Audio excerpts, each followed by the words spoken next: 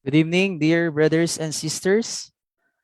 We welcome you to our uh, monthly online gospel meeting. So, to the brothers and sisters who are with us in Zoom, and also to the families and friends who are in Facebook Live, we can still invite them by sending them the link, and also you can make mention their names in the comment box section. So last online gospel meeting, brothers and sisters, we fellowship concerning God's full salvation.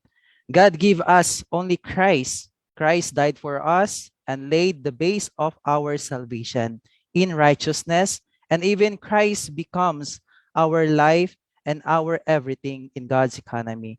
So, in our daily living, he became everything to us. He became an eternal salvation in the divine life. So we have been redeemed and we have been forgiven so that we may now enjoy the divine life daily. So God's full salvation consummates in his life. It means that if we have Christ in us, brothers and sisters, we have God's full salvation. Because God's full salvation, not just salvation from the perdition, or not just salvation or being saved to go to heaven, but God's full salvation is to the intent, and his full salvation for humanity is that God's intention is that with his humanity is that after he created man, he come into man and be man's satisfaction. So he wants to be the fountain and living waters for man to drink and be satisfied. So this night, if you are feel distressed, or if you are thirsty, just come to the Lord as the living water. And if you feel that you are hungry, the Lord become a bread of life for us to eat him. And also he became everything to us. So if you feel distress, if you feel uh, unrest, even a lot of problems, we can come to the Lord as our real rest, as the one who can comfort us, and even can give us the real enjoyment. So tonight, brothers and sisters, we will share to you concerning life after death. But before that, let me share to you a verse from Ephesians, just as a sort of encouragement for all of us who are joining with us either in Zoom and also in Facebook Live. So this verse is in Ephesians chapter 1, verse 17 to 18. So it says that the God of our Lord Jesus Christ, the Father of glory, may give to you a spirit of wisdom and revelation in the full knowledge of him. And in verse 18, it says, the eyes of your heart having been enlightened, that you may know what is the hope of his calling, and what are the riches of the glory of his inheritance in the saints. So, dear brothers and sisters, we need to know the Bible not merely according to letters in black and white, but also according to the divine revelation and heavenly wisdom. So we should not think that having an advanced degree or being smart and being intelligent qualifies anyone to understand the Bible. If we study the Bible only in letters, we shall not be able to understand it. For a proper understanding of the Bible as a whole, we need a spirit of wisdom and revelation. So this night, as we go on in our topic concerning life after death, we encourage you, all of us, to pray just like the prayer of Paul in Ephesians 1:17 to 18, that God of our Lord Jesus Christ, the Father of glory, may give us a spirit of wisdom and revelation in the full knowledge of him, the eyes of your heart having been enlightened. So tonight, brothers and sisters, this message that we will be give to you is not merely according to the black and white letters of the scriptures, but according to the spirit of wisdom and revelation. You know, saints, there is a great difference between the way the Bible is used among most Christian today and the way it is used among us. The majority of believers use the word in the way of letters, but we use it in the way of life, light, and spirit. So this is the reason we constantly humble ourselves before the Lord, open to Him, and look Him for light, vision, wisdom, and revelation. So may all of us learn to come to the Word of God in this way. So, so this verse is a sort of encouragement for us because our topic tonight is concerning the life after death. So many Christians or some fundamental teaching, they have this kind of teaching that after we after we die, we will go to heaven. So that's why we have this kind of opening encouragement from Ephesians, brothers and sisters, so that we can have really the vision or the spiritual vision and wisdom concerning our topic this evening. So to continue, brothers and sisters, how about we request two brothers to lead us in prayer, and after that, Brother Aljared Rivera will lead us in our hymn singing. Amen. Oh Lord Jesus. Amen. Thank you, Lord, for this evening. Amen. Given to us an opportunity. Amen. Online gospel meeting. Amen. Because each one of us, Lord, Amen. our heart, Amen. mind, to understand your message, Lord Jesus, that we're going to hear tonight. Amen. Lord Jesus, Lord, give us the Amen. wisdom to Amen. assimilate your words. Lord Amen. Jesus, Lord, lead us Amen. to touch your presence, Lord. Amen. Enjoy your words to the uttermost. Amen. Lord Jesus, Lord, sanctify Amen. all the speakers tonight. Lord Amen. Jesus, Lord, give them the wisdom from you, Lord. Amen. Supply us with your word as your life. Lord Amen. Jesus, Lord, we ask your holy presence to guide us. Understand Amen. what life after death meant to us. Lord, may you Amen. bless each one of us, O Lord, to hear your words tonight. Oh, Amen. Lord Jesus, that we would know where we go after we Amen. die. Oh, Lord Jesus, Lord, cause all of us, oh Lord, Lord, need to Amen. live according to your purpose. Oh, Lord Jesus, Amen. Lord, we want to go with you, oh Lord Jesus. Amen. Yes, Lord.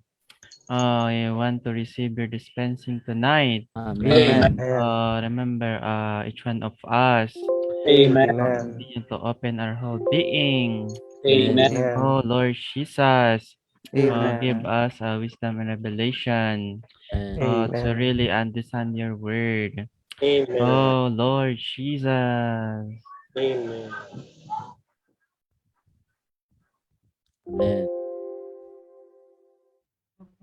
Amen. Brothers and sisters, how about let's sing a hymn? Amen. NS 111. There's a gospel of today. Amen. Those who are with us in Zoom, let us mute our mics as we sing along. And those who are with us at Facebook Live, you can turn to our spirit and sing along with this hymn. Amen.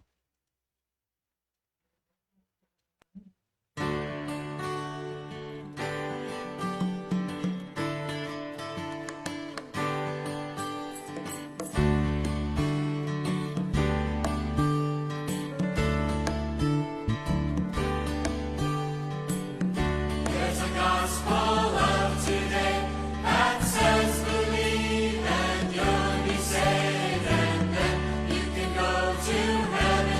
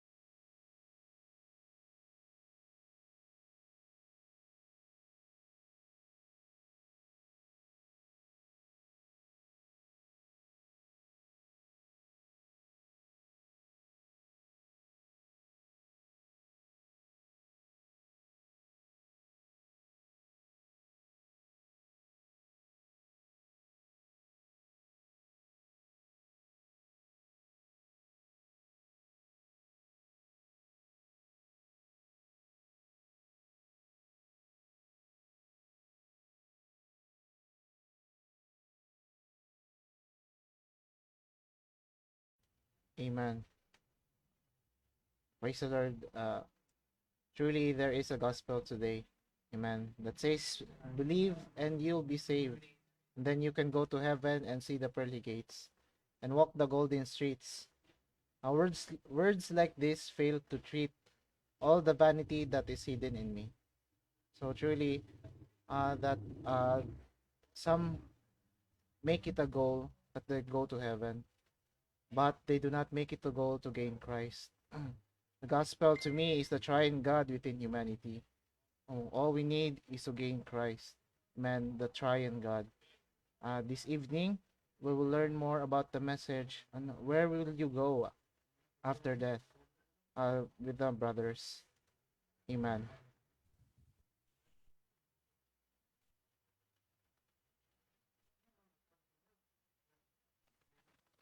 Good evening, brothers and sisters. In God's creation, God formed man from the dust. Like it says in Genesis 22:7, Jehovah God formed man from the dust of the ground and breathed into his nostrils the breath of life, and man became a living soul. Neshama is a Hebrew word which can mean soul or spirit, indicating that the breath of life breathed into man's body became the spirit of man. The human spirit, man's spirit, is his inward organ. For him to contact God, receive God, contain God, and assimilate God into his entire being, as his life and his everything. Man's soul, which is his person, his very self, was not formed from a certain element, but was produced by combining of the human spirit and the human body. The soul, composed of man's mind, emotion, and will, has the psychological consciousness to contact the psychological realm. God is triune. Therefore, the Father, the Son, and the Spirit. Therefore, the man is a tripartite being which composes of the spirit, soul, and the body. Triune God created such a tripartite man to be a living vessel, that man may have the capacity to contain God and be joined to God organically, to be his organism for his expression uh, in humanity. When a man dies, the body will return to dust. In Genesis 3:19, by the sweat of your face you will eat bread until you return to the ground, because from it you were taken. For dust you are, and dust you shall return. When God created man, he breathed life, and man became a living soul, as stated also in Genesis 2:7. When man dies, the breath of life will return to God. In Ecclesiastes 12:7, and the dust returns to earth as it was, and the breath returns who to God who gave it. The triune God created such a tripartite man to be a living vessel that man may have the capacity to contain God and be joined with him. Man in 1 Thessalonians 5:23, and the God of peace himself sanctify you wholly. You may your spirit and soul and body be preserved complete, without blame at coming of our Lord Jesus Christ. When man dies, the body or the physical body will return to dust. The soul and the spirit will return to God. But the real question is, God put the soul, where God put the soul and the spirit when man dies. According to revelation of the Bible, there are places mentioned in the Bible. In Philippians 2:10, that in the name of Jesus, every knee shall bow, of those who are in the heaven and on earth and under the earth. Like it says also in Revelations 5:3, And no one in heaven, nor on the earth, nor under the earth was able to open the scroll or look into it. So we can see, firstly, there's the heaven. Secondly, there's the earth. And thirdly, there's the under the earth. Out of these three places, where did God put the soul and the spirit? Anyway, we have brothers that would explain to us more about this. Let me call upon Brother Ramil to continue. Amen. Thank you, Brother Alvin. So, as you said, that is a big question. Where is our soul after we are dead? In John 3:13, it says, before we can tackle that, we can proceed first in John 3:13. And no one has ascended into heaven, but he who descended out of heaven, the Son of Man who is in heaven. Brothers and sisters, if we look at this verse, it is clear to understand that there is no other ascended into heaven except the Son of God, our Lord Jesus Christ. Even me and myself in my concept before I was saved, my concept, brothers and sisters, that after my death, I will directly go to heaven because I am a good person. I have no any troubles when I am on the earth. But that concept, brothers and sisters, while I read this verse, it was wrong. If we can see, most people today believe that after death, man will go to heaven. These teachings of Christianity teach about going to heaven. But how can you reconcile this verse? No one has ascended into heaven except our Lord Jesus Christ. Other use the King James Version translation in John 14:2 and 3. In my house are many mansions. They say that in heaven, the Father prepared each mansion. They said in heaven, the Father prepared them a mansion. This kind of understanding is very poor about the revelation of God, because no one yet ascended in heaven except our Lord Jesus Christ. If you can see this, country, brothers and sisters, they say that each one has a mansion in heaven. Kung titingnan natin mga kapatid, if we can imagine this, one of us had a mansion in heaven. How poor, how sad if we have a mansion, each mansion in heaven. Isipin mo, ikaw lang nakatira sa isang mansion. Dito nga sa ating pamamahay, kung tayo lang mag-isa, napakalungkot mga kapatid. Pero kung yung konsepto na ito na each one had a mansion in heaven, this is a wrong concept. Napakalungkot ang buhay natin mga kapatid. In Recovery Version translation, we can see this in verse 2, in my Father's house has many abodes. Ano ang ibig sabihin ng my Father's house?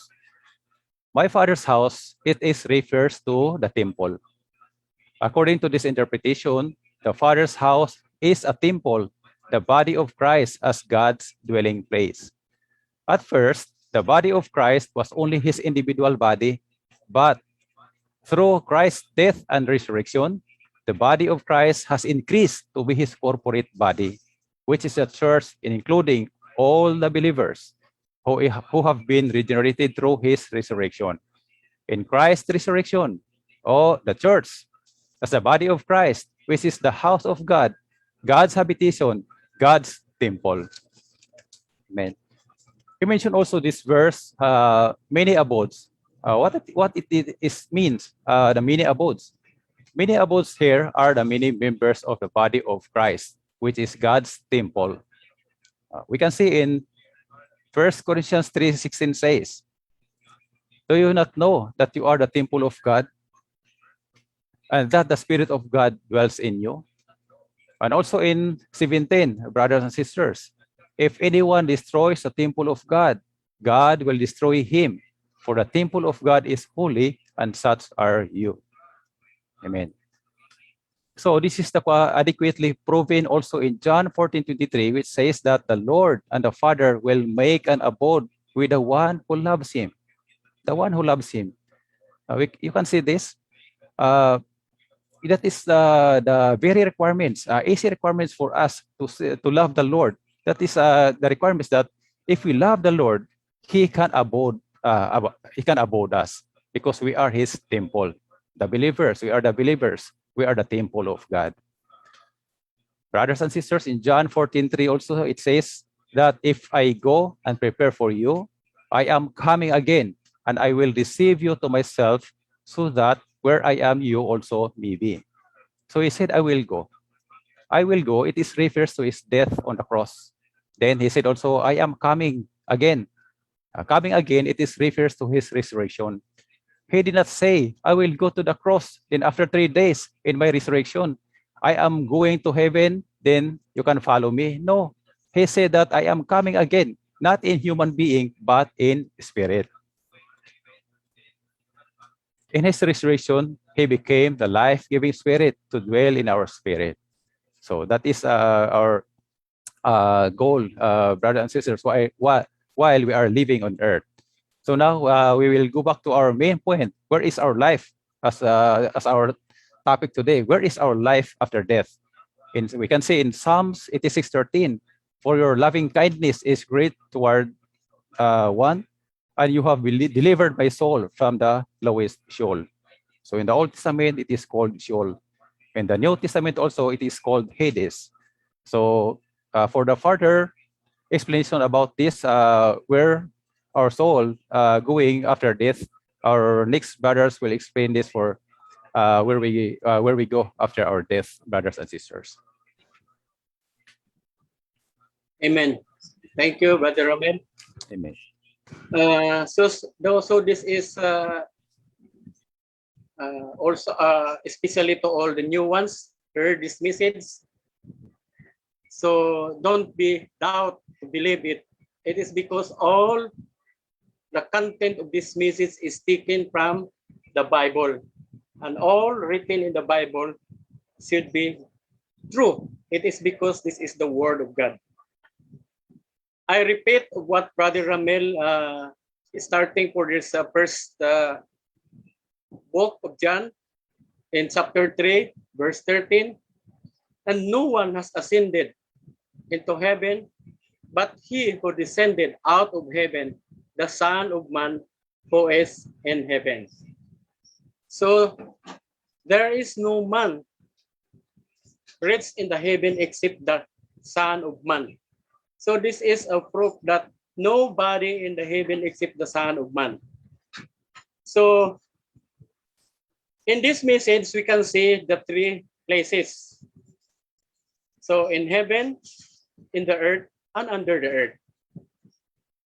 Under the earth, in the Bible, we call in the Old Testament Sheol, the outermost part of the pit. In Isaiah 14:15, but you will be brought down to Sheol, to the outermost part of the pit.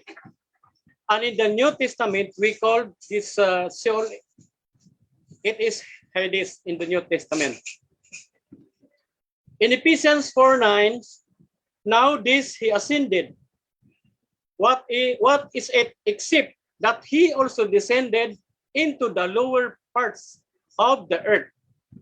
So in this verse, we need to realize clearly about our destiny after death. So we know the answer in this moment. So the word lower referring to Hades. So in Ephesians 4:9, which is under the earth. So Christ went there after his death and remained there for 3 days. So first, in his incarnation, Christ descended from heaven to earth. Then, in his death, he descended from Hades to earth. Eventually, in his resurrection, he ascended from Hades to earth. And in his ascension, from earth to heaven. Through such a journey, he cut the way that he might fill all things. So remember all this. Oh, listen tonight. That life is not in the heaven. And also Christ, after his death, he go to the Hades. So this is very clear message. So about the place Hades, Hades is equal to Sheol in the Old Testament. Again, it is the place where the souls and the spirit of the dead are kept. So this is the place Sheol in the Old Testament and Hades in the New Testament. So just think about it. The words down, descended, lowest. Now we can see some verses about Sheol. So in Proverbs chapter 5, verse 5, her feet go down to death, her steps hold fast to Sheol. And in Psalm 86, verse 13, from your loving kindness is agreed toward me, and you have delivered my soul from the lowest Sheol. So remember, Sheol, soul. So that means he already died or dead. So they're going to Sheol. So in Psalm 16:10, for you will not abandon my soul to Sheol, not let your Holy One, says the fifth. And Ecclesiastes 9:10, whatever your hand finds to do, do with all your might, for there is no work or thought or knowledge of wisdom in Sheol, where you are going. So this is a proof, brothers and sisters, and all listeners, that all man after death, that is, the destination is not in heaven. You know, this is very clear. But in the place called Sheol in the Old Testament and Hades in the New Testament. Sorry. Now, to all who listen this message, this is not a doctrine or something, a convincing information that you believe it. But all of this is true and genuine. It is because all you heard tonight are based in the Holy Scripture, which is the Word of God. So remember, in John 6:63, it is the Spirit who gives life. The flesh profits nothing. The word which I have spoken to you are spirit and are life. So this is very clear that all the words spoken by God are spirit and life. And life gives light to us in order to understand and to believe what the Lord is speaking to us. That's why we need to open our whole being and receive the word of God in order that this word will not remain doctrine to us. It becomes spirit and life to us. So we try to open our whole being and believe and receive our Lord Jesus Christ in order that all the doubt, whether this is true or not, will be taken out and we can receive the spirit and life, and all that we have heard tonight shall be true, or this is a genuine message to us in order to believe that is the reality of life after death. So remember in John 14:6, Jesus said to him and the disciple, I am the way, the reality, and the life. No one can come to the Father except through me. So the Lord Jesus declared that He is the way, He is the reality. This means that if we believe our Lord Jesus Christ, His spirit and our spirit will be one. He will join our spirit and become our life. All what we heard tonight are true and real. So remember this. Christ is the reality of all the divine things. This reality comes through Him and becomes the realization of God to us. Now, this is a kind of revelation that brings us a definite conclusion of what man's destiny after death. All of this will be depend our believing and receiving Christ as our life and life supply. Amen. So our next speaker should be Brother Cyril. And thank you po, Brother Ray. So ipinakita nga ng mga kapatid, no, na kapag ang tao ay namatay, ay hindi siya pupunta sa langit. So saan nga ba pupunta ang tao kapag siya ay namatay? So upang malaman natin ang sagot na ito, kailangan nating matanto kung ano ang sinasabi sa Biblia. Particularly in Luke 16 verses 19 to 31. So this portion of the Bible, ito ay tungkol sa isang mayaman na lalaki at sa isang pulubi na nagngangalang Lazaro or Lazarus in English. So sinasabi sa versikulo 22 hanggang 23, and the beggar died, and he was carried away by the angels into Abraham's bosom. And the rich man also died and was buried. And in Hades he lifted up his eyes, being in torment, and saw Abraham from afar and Lazarus in his bosom. So ipinapakita ng mga bersikulo na ito na kapag ang tao ay namatay, ay hindi siya pupunta sa langit, kundi sa Hades. At ang Hades na ito ay may dalawang section. So pinapakita nga, no? So for illustration purposes, meron po kaming presentation upang magkaroon tayo ng mas malawak na pagkakita o ng mas malawak na pagkaintindi kung ano nga ba yung Hades sa lahat ng mga nakikinig. So una, ang Hades ay may dalawang section.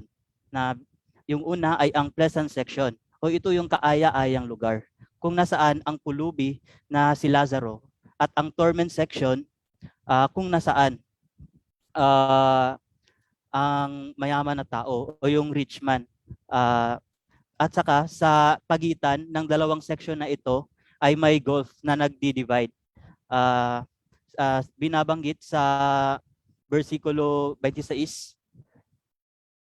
Bukod dito, may Amen. And besides all these things, between us and you, a great chasm is fixed, so that those wanting to pass from here to you cannot, neither from there to us may any crossover. So pinapakita dito sa versikulo 26 na may inilagay na malawak na bangin sa pagitan ng dalawang section upang ang sinumang nasa torment section ay hindi makakatawid patungo sa pleasant section. At ang sinumang nasa pleasant section ay hindi rin makakatawid patungo sa torment section. So normally, kapag ang mga tao ay naririnig nila ang salitang Hades, iniisip nila na ito ay masamang lugar o isang lugar na nakakatakot. Maging ako sa aking sarili ay ganoon din nung hindi ko pa alam ang katotohanan na ito. So yung Hades, sinabi din ng mga kapatid kanina na yung Hades ay ang Sheol na binabanggit sa lumang tipan. So makikita natin sa Genesis 37:35. And all his sons and his daughters rose up to comfort him, but he refused to be comforted and said, surely I will go down to Sheol to my son, mourning. Thus his father wept for him. And also Psalm 6:5, sinasabi din sa Psalm 6:5, for in death there is no remembrance of you. In Sheol, who can give thanks to you? So pinapakita nga ng dalawang verses na ito na yung Sheol ay ito din yung Hades na tinutukoy sa bagong tipan. So kinakailangan nga nating makita at matanto kung ano nga ba yung Hades sa lahat ng mga nakikinig. Ang Hades ay hindi lamang isang lugar ng pagdurusa. Pagkus ito din ay may pleasant section kung nasaan si Lazarus o yung pulubi. At pangalawa, ang Hades, it is also a place where disembodied spirits and soul are kept temporarily. Hades is not an eternal abode to people in the next life. Ito ay isang temporaryong lugar lamang ng mga taong namatay na. So sa puntong ito mga kapatid, muli nating pag-usapan ang tungkol sa mayaman na lalaki at ang pulubi na si Lazaro. So bakit kaya si Lazaro ay nasa pleasant section at ang mayaman na lalaki ay nasa torment section? So dahil ba yung pulubi ay nasa kaawa-awang kondisyon, kaya ang Panginoon ay naawa sa kanya at nilagay siya sa pleasant section, at yung rich man ay nasa torment section dahil naranasan na niya ang maging komportable dito sa lupa nung nabubuhay pa siya. Pero kinakailangan nating makita na anumang estado ng buhay natin dito sa lupa ay hindi batayan o basihan ng ating kaligtasan. Ang pagiging mayaman o mahirap ay hindi kailanman magdadala sa atin sa pleasant section, kundi kung tayo ba ay nakikinig sa salita ng Panginoon, tayo ba ay nananampalataya sa Kanya, kung tinatanggap ba natin ang ebanghelyo nung inihayag ito sa atin. So makikita natin na ang pulubi ay nasa pleasant section dahil siya ay nakinig sa salita ng Panginoon nung siya ay nabubuhay pa. At ang mayaman na lalaki ay nasa torment section dahil nireject niya yung salita ng Panginoon. So, basahin po natin ang John 5:24.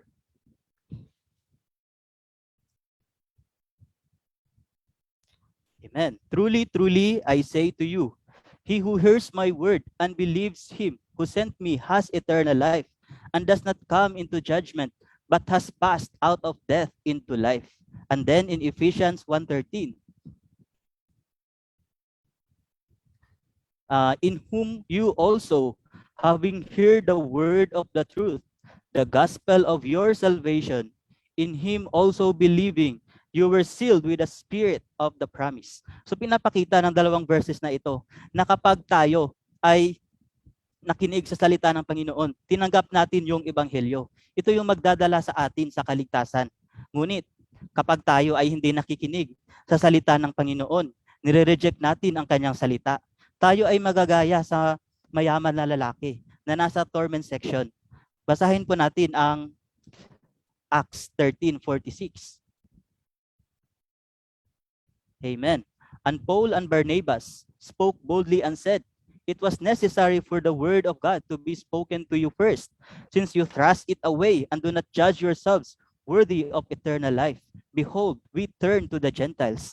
So this verse, ay pinapaalala sa atin na hindi dapat natin nire-reject yung salita ng Panginoon. Dahil ang katumbas ng pagre-reject ng salita ng Panginoon ay ang judgment, which is tayo ay mapupunta sa torment section. So ito nga ay isang paalala sa atin na ang bawat isa habang tayo ay nabubuhay pa ay kinakailangan nating tanggapin ang buhay ng Panginoon, makinig sa kanyang ebanghelyo at manampalataya sa kanya. Amen. So kung itutuloy natin yung story sa Lucas 16, pagkatapos ipakiusap ng mayaman na lalaki kay Abraham na ipadala si Lazaro sa bahay ng kanyang ama dahil meron pa siyang 5 kapatid na lalaki upang si Lazaro ay magpatotoo sa kanila at nang hindi sila humantong sa lugar kung nasaan siya. So ngunit ano ba ang sinabi ni Abraham sa mayaman na lalaki? Sinabi niya sa versikulo 29. But Abraham said, they have Moses and the prophets. Let them hear the word. Let them hear them. So, pinapakita dito na ang nasa kanila si Moses at ang mga propeta ay ang mismong ang salita ng Diyos. So yun nga, pinapaalala sa atin na kung ayaw nating matulad sa mayamang lalaki na nagdurusa sa torment section, kailangan nating manampalataya sa salita ng Panginoon at huwag ipangbahala o i-reject ang salita niya o yung ebanghelyo na inihayag sa atin. Pinakita din sa Lucas 23:42 hanggang 43. So in Luke 23:42-43, it says, and he said to Jesus, remember me when you come into your kingdom. And he said to him, truly, I say to you, today you shall be with me in paradise. So, yung nasa verse 42, ito ay sinabi nung nakasama ni Jesus nung siya ipinako sa krus, yung magnanakaw. So, sinabi niya na, Jesus, alalahanin mo ako pagdating mo sa iyong kaharian. At ano ang sagot ni Jesus, mga kapatid? Tinitiyak ko sa iyo na ngayon din makakasama kita sa paraiso. So dahil sa pananampalataya ng magnanakaw na ito o ng makasalanan na ito, siya ay naligtas sa oras din na iyon. So napakalaking bagay yung pananampalataya natin sa Panginoon. At yung paraiso na sinasabi dito, ito din yung lugar kung saan si Lazaro, kung nasaan si Lazaro, yung pleasant section, na siya ding pinuntahan ni Jesus nung siya ay namatay. So pinapakita dito sa atin na kahit tayo ay makasalanan, ay ililigtas tayo ng Panginoon mula sa torment section kapag tayo ay mananampalataya sa Kanya at makinig sa Kanyang mga salita. Amen. So kanina, nabanggit ko na ang Hades ay isang temporaryong lugar lamang ng mga taong namatay. So, saan o ano nga ba ang ating permanente o yung ating eternal destiny? Ito po ay ipagpapatuloy ni Brother RJ. Amen. Yes. Binanggit sa atin ni Brother Cyril, no, mga kapatid, yung kwento ni Lazarus and the rich man sa Luke chapter 16. Ngayong gabi naman, mga kapatid, i-share ko sa inyo kung ano nga ba ang tunay nating hantungan kung tayo ay mamamatay. Binanggit ng mga brothers na kung tayo ay mamamatay, hindi tayo mapupunta sa langit or in hell, sa impyerno, but kundi sa Hades. Sabi dito, no, in the portion of the word, nakita sa atin na tayo ay mapupunta sa Hades, sa ating pagkamatay. But saan nga ba tayo yung permanente nating pupuntahan, mga kapatid? The Lord clearly tells us in the scripture that at the second coming of the Lord, we will be resurrected with Him in glory. Let me read to you some verses, mga kapatid. In Matthew 27:52-53, pinakita sa atin dito na, and the tombs were open, and many bodies of the saints who had fallen asleep were raised. And they came out of the tombs after his resurrection and entered into the holy city and appeared to many. So mga kapatid, in Hades, kailangan nating makita na hindi tayo permanente dito, mga kapatid. But at the second coming of the Lord Jesus, we will be resurrected. Tayo ay mabubuhay na muli. At sa kanyang ikalawang pagdating, mga kapatid, there will be two resurrection. Resurrection of the believers and the resurrection of the unbelievers. So dito nakadepende. Sa panahon natin ngayon na tayo ay nabubuhay, nakadepende kung anong uri ng tao tayo, mga kapatid. Tayo ba ay believers of Christ, believer ng Panginoon, o yung mga hindi naniniwala sa kanyang salita? Sabi sa 1 Thessalonians 4:13-14, but we do not want you to be ignorant, brothers, concerning those who are sleeping, that you would not grieve, even as also the rest who have no hope. For if we believe that Jesus died and rose, so also those who have fallen asleep to Jesus, God will bring with Him. So napakaganda ng verse na to, mga kapatid, no? Yung dalawang verses na to. Pinakita sa atin dito na we should not be ignorant, no, concerning those who are sleeping. Ano ba yung sleeping na binanggit dito, mga kapatid? Ito yung mga namatay na, yung mga kapatid o yung mga tao na namayapa na. That we should not grieve, even as also the rest who have no hope. For if we believe in the Lord Jesus, brothers and sisters, we will be resurrected with Him at the coming of our Lord Jesus. And in 16, it continues, because the Lord Himself, with a shout of command, with the voice of the archangel, and with the trumpet of God, will descend from heaven, and the dead in Christ will rise first. So dito, mga kapatid, no, why the Lord Jesus is coming again on earth to raise the dead believers if they are already in heaven? 'Di ba? Contrary sa concept natin na pag tayo ay namatay, tayo ay mapupunta sa langit. But the Lord Jesus, He descend from heaven, and with a loud voice, with a shout of command, no? Sinabi niya, and the dead will rise first. So at the command of the Lord Jesus, all the believers will rise again. And dun nga sa question natin kanino, mga kapatid, no? Saan nga ba tayo, yung final destiny natin, mga kapatid? First, let me share to you na yung mga unbelievers muna. Amen. In Revelation 20:5-6, the rest of the dead did not live again until the 1,000 years were completed. This is the first resurrection. Blessed and holy is he who has part in the first resurrection. Over this, the second death has no authority, but they will be priests of God and of Christ and will reign with Him for 1,000 years. We can see in these verses, brothers and sisters, kung ano ba ngayong hantungan natin, mga kapatid. Are we going to be resurrected as a believer, or are we going to be resurrected as an unbeliever? Sabi dito, the first resurrection will be the resurrection of the believers. And after 1,000 years, no, the second resurrection, which is the unbelievers, will be resurrected for the judgment seat of Christ. So nasa panahon natin ngayon, mga kapatid, yung if whether we believe on the Lord Jesus. And in Revelation 20:10, and the devil who deceived them was cast into the lake of fire, and brimstone were also the beast and the false prophet were, and they will be tormented day and night forever and ever. And in Revelation 21:8, laktaw lang ako mga kapatid, no? Sabi daw, but the cowardly and the unbelieving and abominable and murderers and fornicators and sorcerers and idolaters and on all the false, their part will be in the lake which burns with fire and brimstone, which is the second death.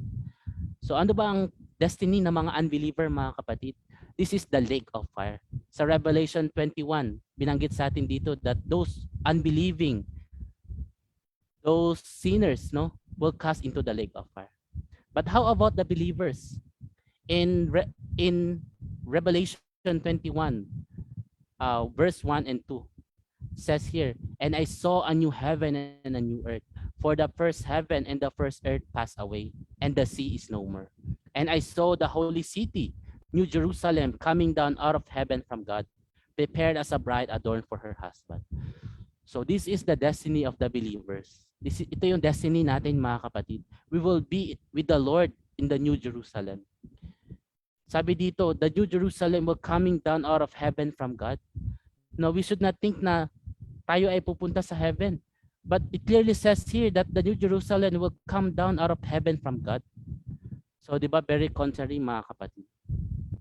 So now, I'm encouraging you, brothers and sisters, to open your heart and let's have a short prayer. Amen. Just repeat after me, mga kapatid. Lord, I open my whole being to you. I receive you right now as my Savior and life. Lord, take away my sin. Fill me that I may have the life of God. Lord, thank you for making me clear concerning my life after death. Lord, make me prepare for your second coming. Lord, I give myself to you. I ask this in your name. Amen. Amen. Amen. So now we will have some brothers now who will share to us some testimony. Brother Zon. Amen.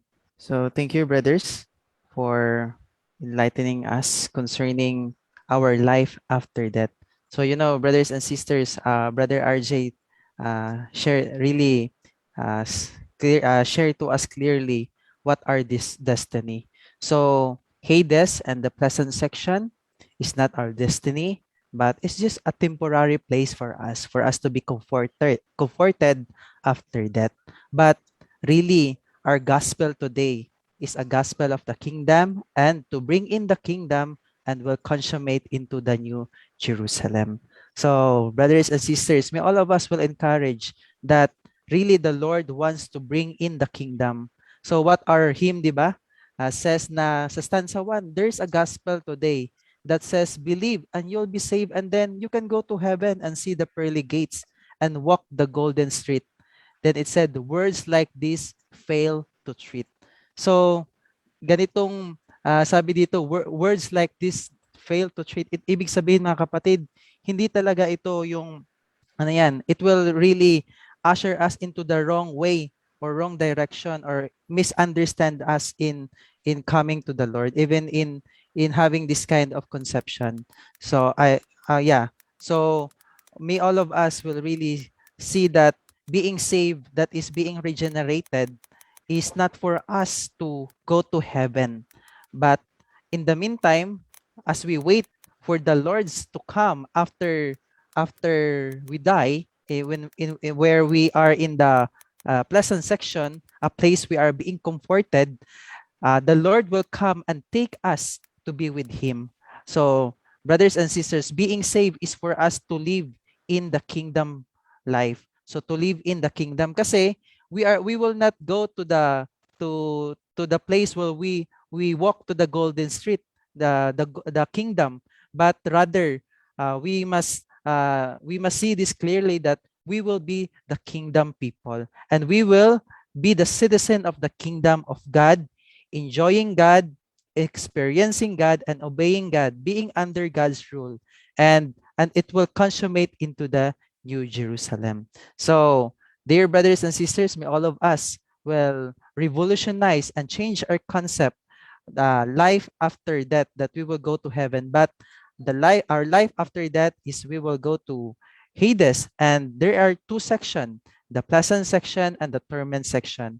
And the main point here is that we will be those who will receive the word of God, will also receive the life of the Lord, and be one with the Lord every day, and live and enjoy the Lord, experience the Lord in our practical living. So right now, we have our brothers who will give us a short testimony. So we have Brother Romulo and Brother Arman. So let's ask first, Brother Romulo. Amen. Amen. Salamat sa Panginoon, mga kapatid. Topic natin ngayon is life after death. Amen. Dati nung hindi ko pa natanggap ang buhay ng Panginoon, may mga nakasanayan akong mga gawi. Pero nung naibanghelyoan ako, ito ay unti-unting nabago, mga kapatid. Amen. Bago ako na-baptize, mga kapatid, dati nakatira ako sa ate ko, tapos may mga kapatid din na dumadalaw sa kanya, and then nag-iibanghelyo sila sa akin. And then mula noon, lagi silang pumupunta sa bahay ng ate ko. At doon na-convince na ako na magpa-baptize. Then after noon, mga kapatid, yung mga dati kong gawi, mga kapatid, ay unti-unting nawawala, mga kapatid. Amen. And then ang maganda din dito, mga kapatid, kasi bago ako na-baptize, may asawa na rin ako, mga kapatid. Sa pamamagitan ng mga ebanghelyo, mga kapatid, pati yung asawa ko is naligtas din siya, mga kapatid, na dahil sa sa magandang mga salita ng Panginoon, dahil sa ebanghelyo, mga kapatid. And then sinabi din dito, mga kapatid, na ang ebanghelyo ay hindi para sa mga patay, mga kapatid, dahil sila ay hindi na nakakarinig sa Panginoon. Amen. Amen. Dahil ang mga patay, mga kapatid, ay hindi na nakakarinig ng salita ng Panginoon, kaya ang aantayin na nila ay ang pagbabalik ng ikalawang pagbabalik ng Panginoon, mga kapatid. And then sinabi din dito, mga kapatid, na habang tayo ay nabubuhay, dapat tanggapin natin ang Panginoon at makinig tayo sa ebanghelyo at manampalataya tayo sa kanyang mga salita. Amen. Salamat sa Panginoon, mga kapatid. Amen.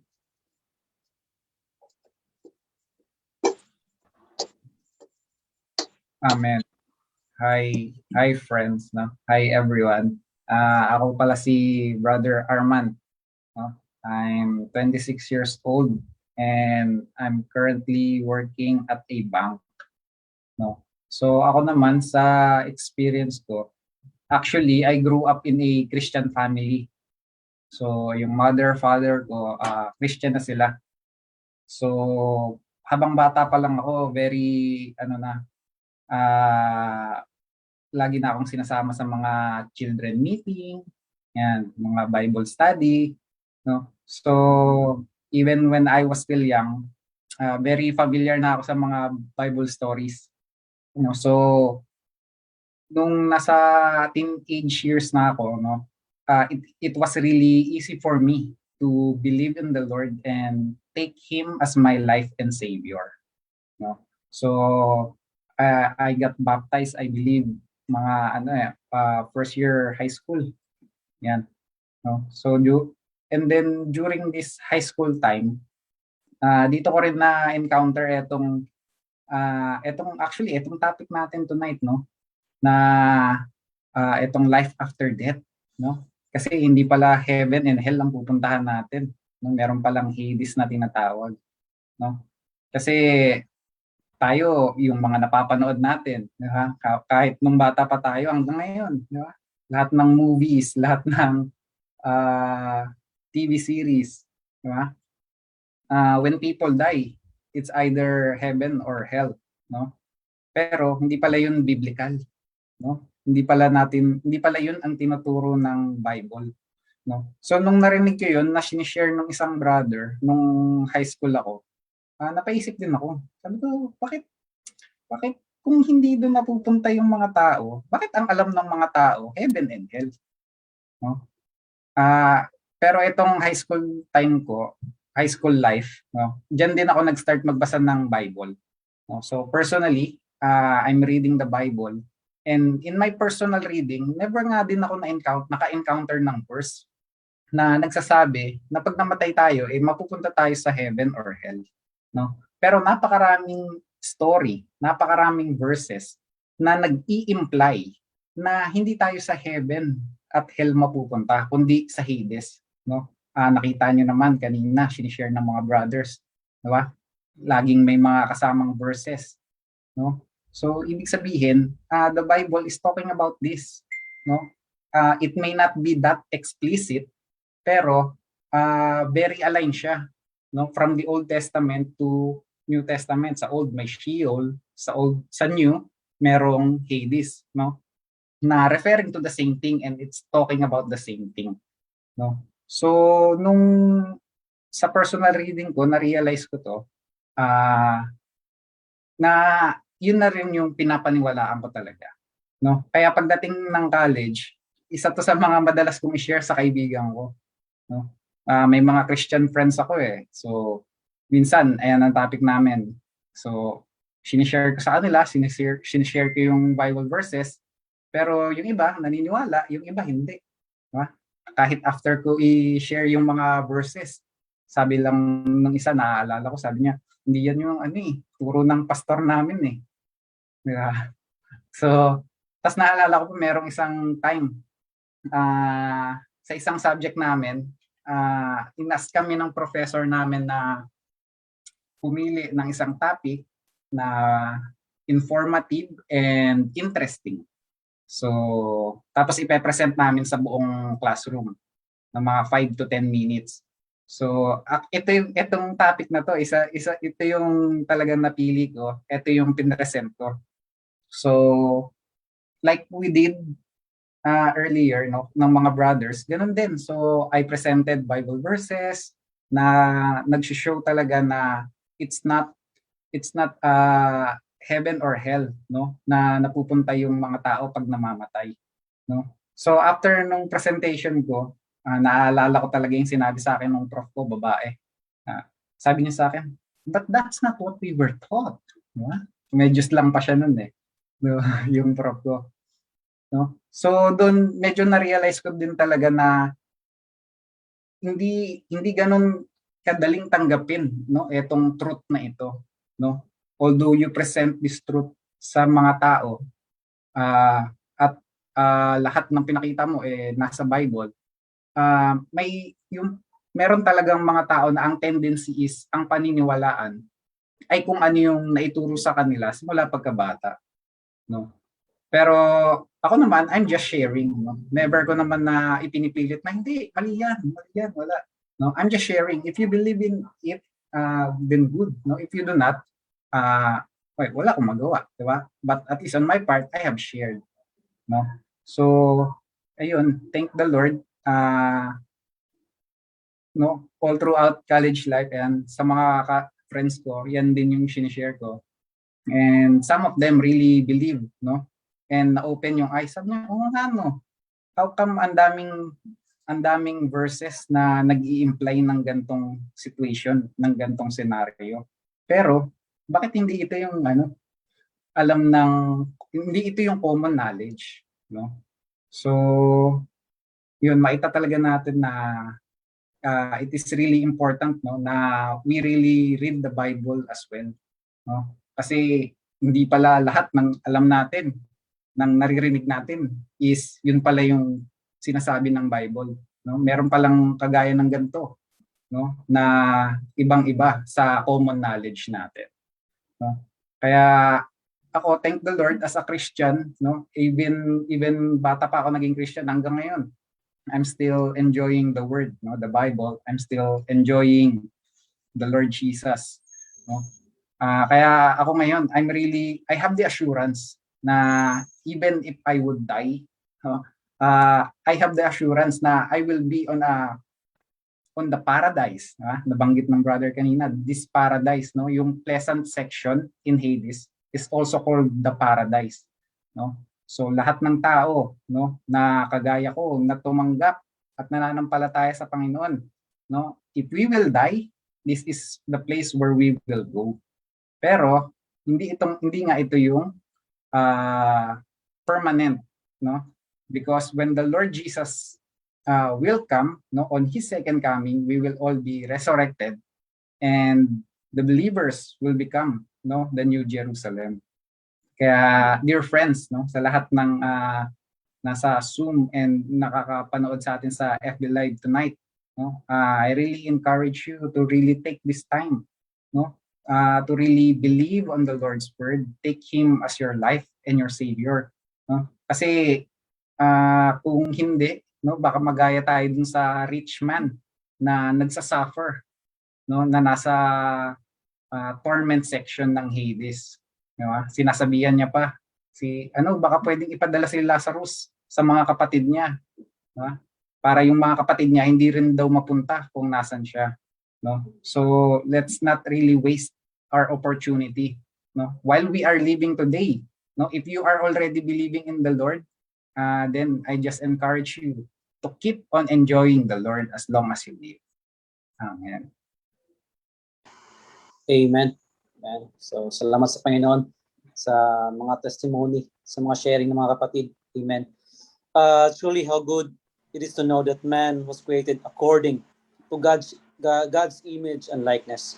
So as mentioned in Genesis 1:26, let us make man according to our image, after our likeness. So as far as God's plan to man is concerned, all things are wonderfully arranged by God, that man may enjoy that man may enjoy him as is everything. But as we all know, it was the opposite thing that has happened, and that is the fall of man. On that unfortunate incident, man's spirit was deadened, man's soul became the self, and man's body became corrupted. As mentioned in Ecclesiastes 12:7, the dust returns to earth, and the breath returns to God. The dust here refers to our mortal body, while the breath refers man's soul and spirit.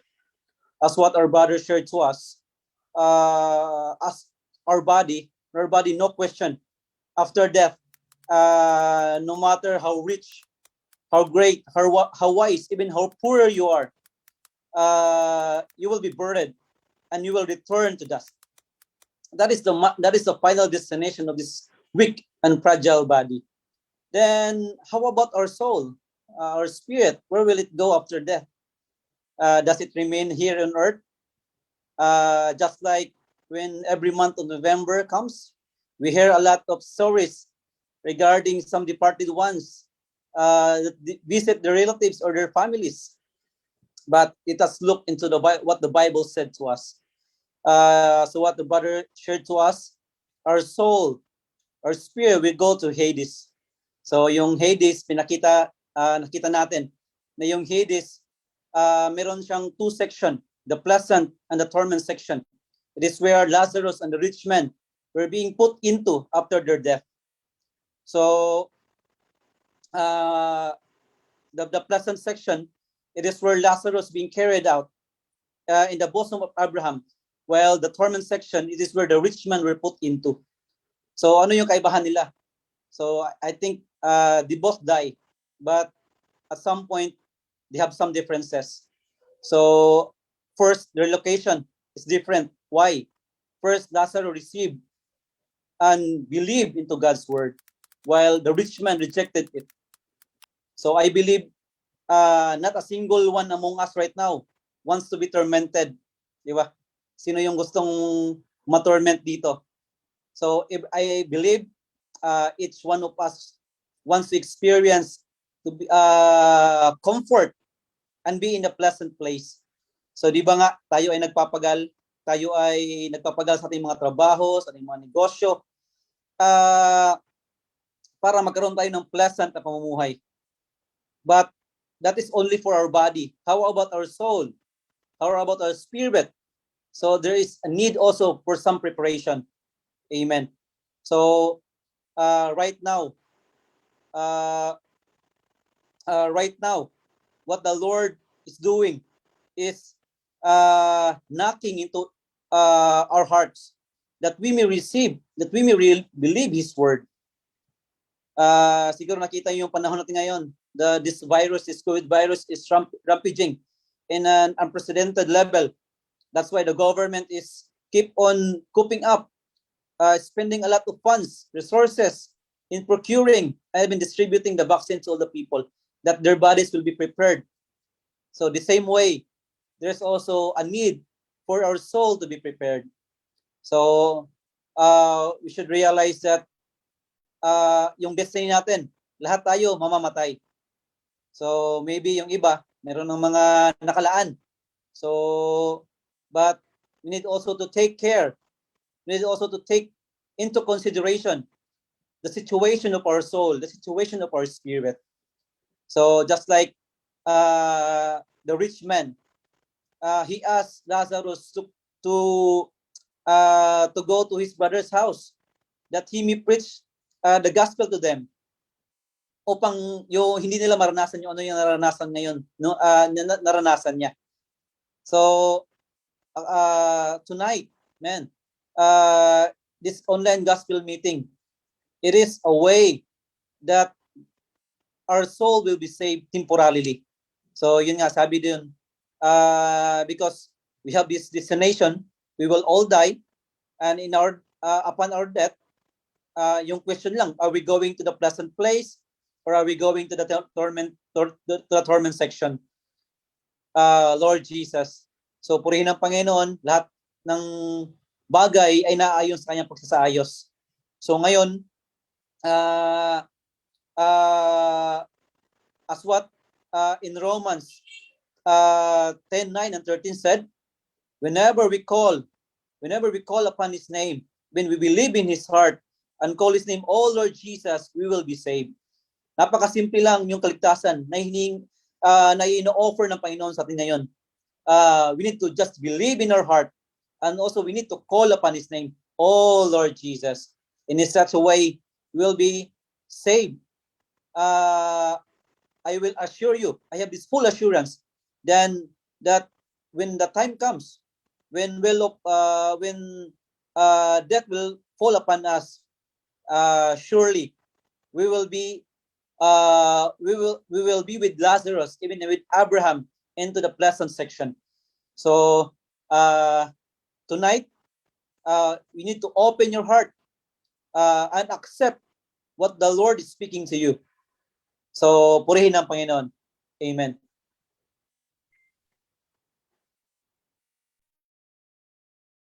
Amen. Yeah. Dear brothers and sisters, so right now, at this point, we end our message concerning life after death. So before we will end our meeting, we have some few important announcement for those who are with us in Facebook Live and also right now in Zoom. So we still encourage you to join our follow-up meeting tomorrow evening, 7:30 p.m. So I observed that there's also a question from our Facebook viewers, so concerning us. So maybe we invite you to our follow-up meeting tomorrow for question and answer, and also if you want some clarification and to have some short meet and greet. So we invite you to our follow-up meeting via Zoom tomorrow, 7:30 p.m. So we will be using the same link. So for the Facebook viewer, so you can just copy, or you can copy the above link that we use in our Zoom. And for our next online gospel meeting, will be this coming October 30, 2021, Saturday, same time, 7:30 p.m. So at this point, brothers and sisters, so as we end our meeting this night, how about let's sing again the hymn that we sing, that we sang, the hymn NS 111. Amen. So after that, we will have some short meet and greet in the Zoom, and for those who are in Facebook Live. So we thank the Lord that you are here, and we thank you for coming with us and joining our online gospel meeting.